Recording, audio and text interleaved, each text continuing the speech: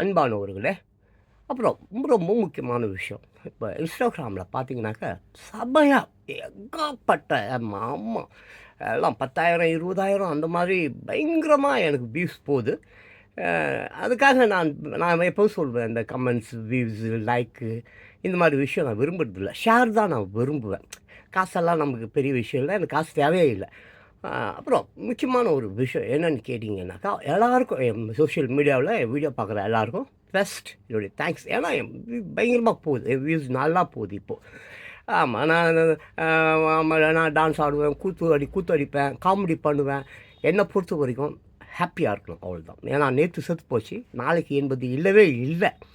ஹேப்பியா இருக்கணும். அதனால தான் நான் வந்து எல்லாரையும் சந்தோஷமா இருங்க. ஏன்? எதுக்கு? எதுக்கு செய்யணும்? என்னத்துக்கு பண்ணணும்? கேள்வி கேளுங்க அடிக்கடி நான் சொல்வேன். அதே நேரத்தில இன்னொரு முக்கியமான விஷயம் என்னன்னா, உங்க பிள்ளைகள் வந்து இன்னைக்கு போற பாதை சரியில்ல. சின்ன பிள்ளைங்க வாழ்வாதாரமே என்னன்னு தெரியாம, இங்க என்ன பார்க்குற எவ்வளோ சின்ன பிள்ளைங்க எல்லாம் 15 வயசு, 16 வயசு, 20 வயசு பிள்ளைங்க.